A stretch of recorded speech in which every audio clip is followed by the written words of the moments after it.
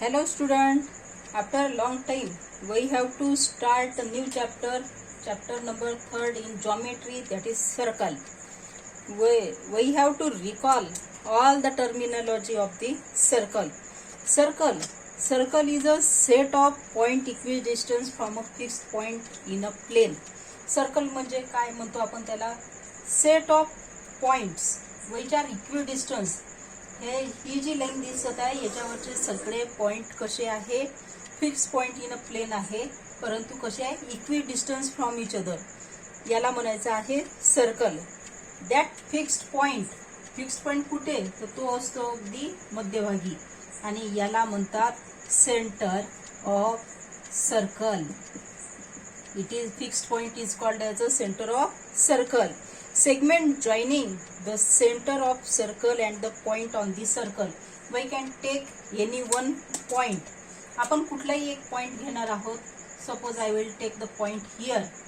इथे जर पॉइंट घेतला तर हा जो पॉइंट आहे या पॉइंटला जर आपण जोडलं तर मग आता पहा, जोडल्यानंतर इथे हे जे तयार झालेलं आहे याला मी नॉमेनक्लेचर देते O, and that point is called as A. That is OA. It is nothing but radius of circle. It is a radius of circle, and a radii of circle. There infinite radii are there. म्हणजे याला रेडाय कुठे आहे, सर्व बाजूनी ह्या centre मधून हे जे आउटर सरफेस आहे याच्यावर जितक्या काही रेषा येत असेल त्याला सेंटर ऑफ काय म्हणतात, त्याला रेडियस म्हणतात. आणि radii of circle are congruent such that we can take another point here B. Here OA which is equal to OB, and both are congruent because both are the radius of circle. Segment joining any two point of the circle. Circle मधले कोणतेही दोन point join होत असेल, just like that, हे झालेले आहे. याला me another nomenclature करते PQ, and PQ it is nothing but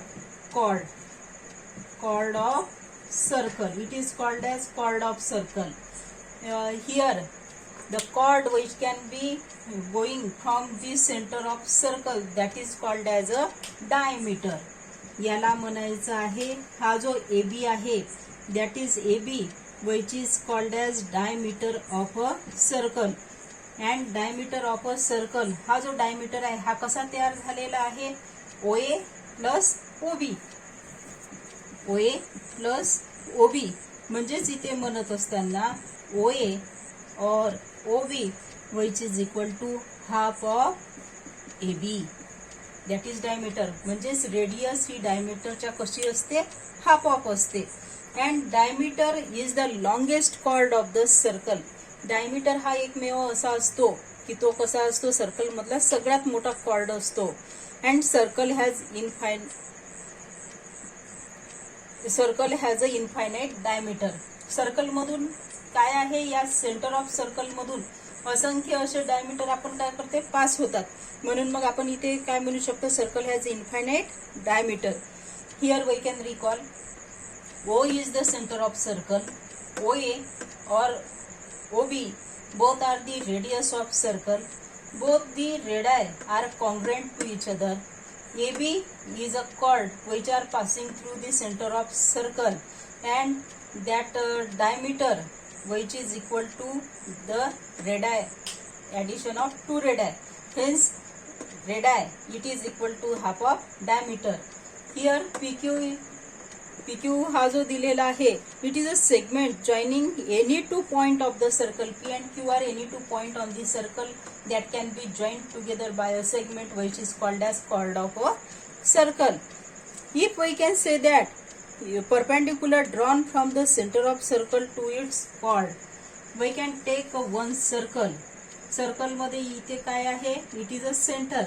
आणि काय म्हटलेलं आहे, perpendicular drawn from centre of a circle on its chord we can take any one chord, that is PQ. and काय काढलेला आहे, परपेंडिक्युलर काढलेला आहे, and that perpendicular touches the chord PQ at point M. if we will say that O is the center of circle and segment OM perpendicular to chord PQ, then we can say that PM which is equal to MQ. If we can say that OM is perpendicular to segment PQ, then we have to know that the angle OMP and OMQ both are 90 degree. Then we can also write down angle OMP which is equal to angle OMQ which is equal to 90 degree, as segment OM is perpendicular to chord PQ. Then we can say that if any circle O is a center of circle, O काय आहे, centre आहे, आणि centre जर असेल हा, आणि there R two chords, याच्यावर कुठलेही दोन कॉर्ड्स आहे, naming PQ and AB. I will draw a perpendicular to both the chord. इथे आहे, याच्यावर परपेंडिक्युलर केला, इथे परपेंडिक्युलर केला, म्हणजेच मग याच्यावरून पाहत असताना आपल्याला काय म्हणता येईल की it is a M and it is N. असे दोन कॉर्ड आहे. O is a centre of circle, आणि इथे म्हणत असताना OM is perpendicular on chord PQ and ON which is perpendicular on PQ AB. असं जर असेल तर यामध्ये आपण काय म्हणू शकतो, OM च्या बाबतीत P', M', Q, आणि खाली काय म्हणू शकतो, A', N', B असं म्हणू शकतो.